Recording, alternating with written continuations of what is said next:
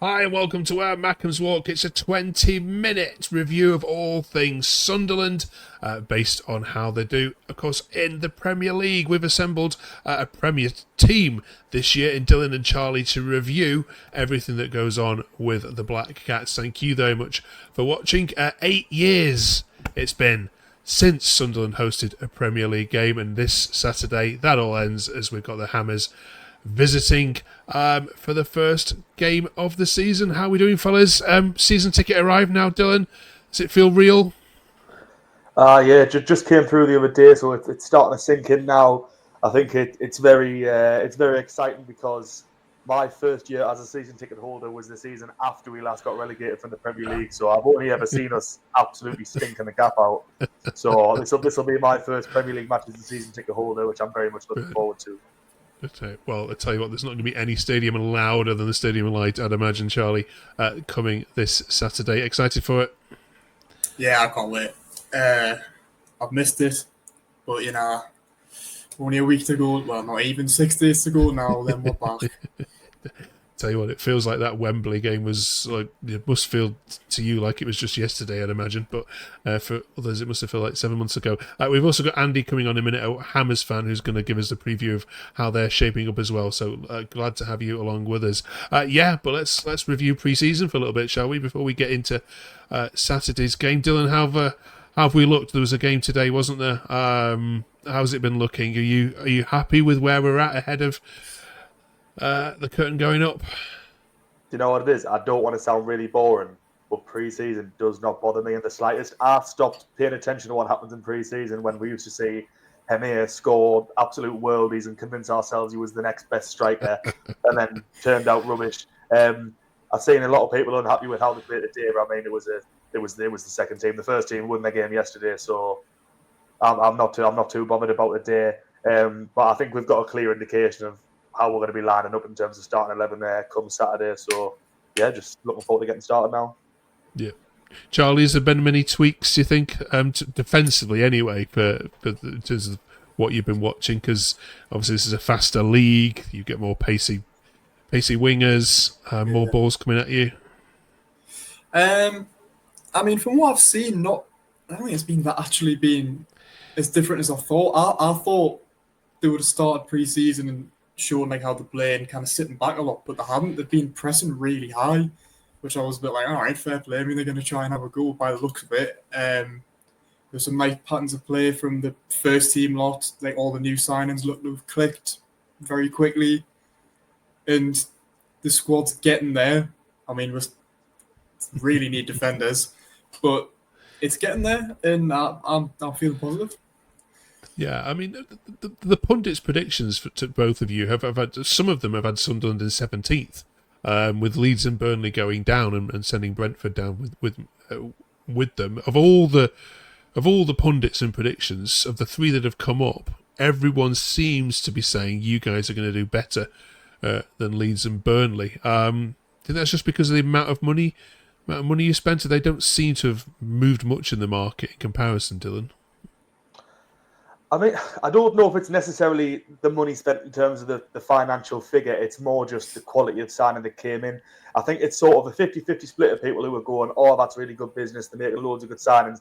And then you get the people trying to go, oh, well, Ipswich signed loads of players last season and knocked that over our heads. But you look at the difference between that. They signed all the best players from the Championship, whereas we are signing players who've already played in top leagues. The likes of Diarra just had a good year in France. Obviously, Granit Xhaka, who was captain in an invincible season just, 2 years ago.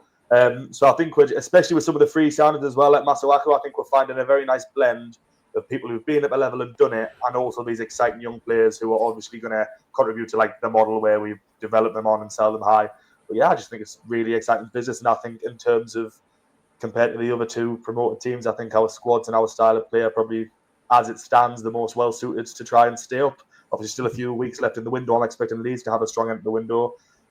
Still not too convinced on Burnley, but yeah, I think we've got as good a chance as anyone, if not a better chance. Okay. Charlie, who else do you see being down there with you with Leeds and Burnley? I think it's fair to say, you're not going to be challenging for Europe. But what are the teams? I mean, do you see West Ham in that equation? Because obviously there's got to be another team to go down if we still, and like I would say West Ham would be a candidate, but I also don't see it. I've seen quite a few people like write them off, but I just think like they've got one or two players who are just that bit too good. I mean, Jared Bowen's not going to get relegated, and he can carry that team as well. So I don't know. I mean, I'm looking at Brentford are my big candidate, losing some key players, manager, Wolves maybe, but even then, I just think that they're all the teams that you'd say. I just think they've got one or two players who are just too good. So it's going to be a struggle, but I'm here for it. I'm not bothered. I just want to see what they do. All right. Do drop us a subscribe. There's tons of some content out there. We know that we have been doing this for a year already. We were here in the Championship. Dylan, Charlie, and others guided us through the Championship years. But if you missed that, you're welcome to join us as we put out 20 minutes of Sunderland chat every single week. Right then, the last time Sunderland beat West Ham at the Stadium of Light was in 2013 when Seb Larson, Adam Johnson, my God, and James McLean, wonder what he's doing now, James McLean were winners, put three past Hammers. Not since then, though, have Sunderland picked up all 3 points. Let's see if that's going to change this weekend. Let's bring in Andy, our Hammers fan. Welcome, Andy, to... there we are. Where is he? There he is. There we are. He's there somewhere. Welcome, Andy, to Mackems Walk. You heard what the boys were saying there. Then, for you as a Hammers fan, is this the worst possible opening day fixture you could have got? A newly promoted team the size of Sunderland away from home. It's exciting. It's it could be worse. We could have had an Arsenal or something, but. To be honest, we've been looking really good in pre-season. The last 3 games, we've really been stepping up. I watched them against Lille yesterday, and they really did look to put a shift in. And they were playing Champions League football last year, if I'm right. I'm hoping we're not down there. So but I'm hoping Sunderland stay up. So I'm with them. Okay, walk us through your new signings. Who've you had, and who can these guys look out for? Who's looking dangerous? Juve has just been unbelievable since he played his first game of Grasshopper. To me, I feel like we've had an upgrade on Kudus. He's with the team. Everyone loves him in the team. The crowd loves him. The fans love him. He's one of the favourite players. Walker Peters. He's actually done all right. We thought, to be honest, I thought he would have just kind of slipped under the radar. But he's come in and put an effort in. He does really look promising. And also, Callum Wilson, we haven't seen just yet. So I'll hold my comment on that one just yet. I won't ask these guys for their opinion on Callum Wilson. That's all. Dylan, do you put West Ham down there in that bracket with you in terms of the relegation scrap? Are we looking at a 6-pointer already? See, this is the thing. I've seen a lot of people saying that there could be one who potentially gets sacrificed in order for one of the promoted teams to do, but I just can't see it. I think they've got the core of a good squad. As Charlie said, they've got Jared Bowen, who's not going to want to see them near the bottom of the table. I think their defence is very much one of the better ones when it comes to the teams that are supposedly going to be near the bottom of the league. They're like Wan-Bissaka, Kilman, Tadibo. I like them all. That signing of Juve is a really, really good signing. The quality of cross that he can put in, I think if the likes of Nicholas Füllkrug can nod a few of them in the back of the net, we're going to see him mount quite a few assists this season. So I think they're going to be fine. But that being said, for the opening day, we need to try and make a statement. We want to show that we're capable of playing at this level. So I'm confident we can get something from the game, but it's not going to be as easy as some people are perhaps suggesting. Yeah. Andy, Graham Potter's one of the favourites to be the first manager sacked. With actually Labrie is the opposite end of that spectrum. Why is that? And where are the Hammers faithful on him? I like him. I feel like he's actually building something now. Where he's had the last manager's signings, basically team, he had to work with something. But I think it's this season where he's going to come alive and hopefully show us the right way back up. So And as a fan, are you happy to see Sunderland back in the Premier League? I mean, they're giant of a club, aren't you? Does it feel right to have them back here? So I was talking to one of my friends the other day, and they are one of the teams which should, or I feel should be in the Premiership. They were when I was younger. Used to watch them with like Jermaine Defoe, and I know when he's old he is, but it's like a Portsmouth. They should be up there. Yeah. Right, Charlie. Predictions then. I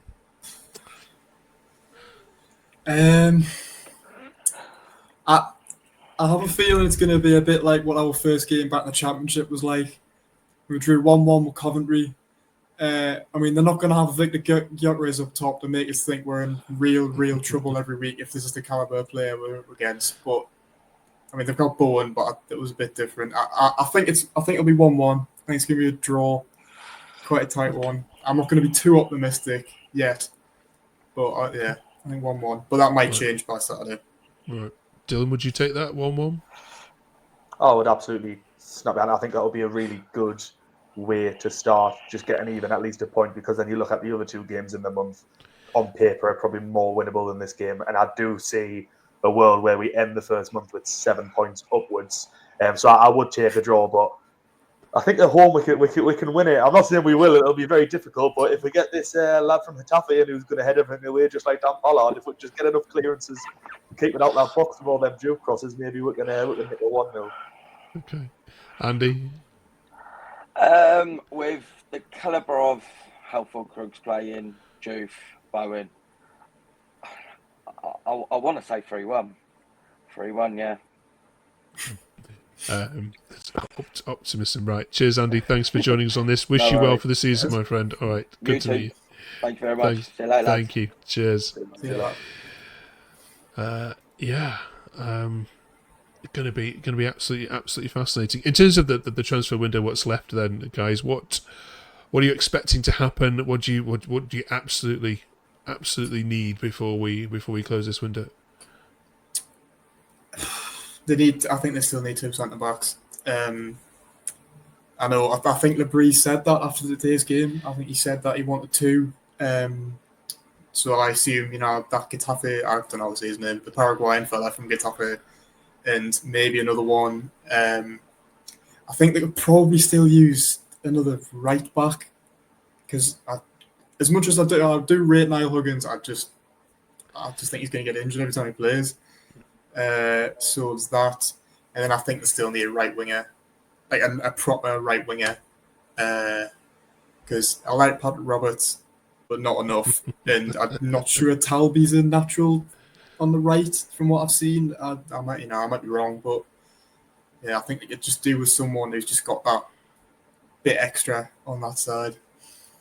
Done. I think Charlie's right for the most part. Definitely at least 1 centre back, preferably 2. As you said, looks like we're going to be getting, I want to say Alderete. I googled it and it said Alderete, but that doesn't sound right. So we're going to go with Alderete. If he comes in, I mean, he got the La Liga team this season last season, so we can only hope he's going to be good. And then personally, I would feel confident from a footballing perspective having Dan Ballard as one of our starters. But obviously, there's always the questions over his injury record. So I mean, if the reports that we're in for Louis Bardi are true, I would love to see him come in. I've always been a big fan of Charlie Cresswell, who the club have supposedly monitored over the past few years, so I wouldn't be opposed to signing someone like that. I see his point on a new right back. I do think Huggins is good enough to sort of deputise, and then I suppose if we're getting another 2 centre-backs, then O'Nien could also cover there, worst case scenario, because he did play there for many seasons. He's out there as well, can't he? He's done I suppose. Yeah. So I wouldn't be prioritising it, but if we get one, I wouldn't complain. Winger. So as you said, it depends how Talby adjusts. He's very young, so again, I wouldn't turn my nose about it. But for me, I just want a big target man striker, because I feel like any team needs it, just because sometimes you need someone who's just going to get in amongst the defence and cause problems and bully people. And I feel like at the minute we don't have that, and we probably haven't had that since we had the likes of Charlie Wyke and Ross Stewart at a lower level, albeit. But yeah, if we can just get a big lump up front that just causes a bit of bother, I'd be very happy with that. But if we don't get another striker, I don't think it'll be the end of the world, because we've got 3 as it stands. Okay. Thank you very much, both of you. Just very quickly, but some Sunderland fans have pointed out that this should be on TV. Charlie, it's you return to the Premier League, a big stadium. You're not actually on TV till you play Aston Villa away, I think, in September. So the first 4 games, you don't. I think you're the only team I think that doesn't feature in a live TV before the international break. Do you find that strange? I was very surprised that we weren't on telly for the first game. To be honest, I thought one of the promoted teams would be nailed on for the first game. They usually are. Yeah. I think Ipswich were last year, I think. But then no one is. I don't know if the lunchtime game on Saturday. No, it's not. It's Newcastle, isn't it? So You've got Leeds Everton on Monday night. You can cheer on us. Yeah. So yeah, I was surprised that we weren't. I mean, I'm not that bothered, to be honest. Like, I'll have a 3 o'clock guess. So, although I am missing the Brentford game, so I'll say that. But whatever. Okay. Yeah, welcome to the Sky bias. It hasn't changed since you were last here. It's it's still the same. Right, thank you very much, you two. Thanks, Andy, as well. We'll catch you all in 7 days' time for another 20-minute episodes. Next week, we're talking about the kits as well. Where does the current away kit, home kit rank in terms of, some of the best ones you've ever had? The away kit has divided some opinions, so we'll be grateful if you put your comments in. We'll read some of those out next week. And, of course, we'll be chatting all things West Ham next week, as we also look ahead, of course, to the Burnley game. Thanks so much for watching. We'll see you in 7.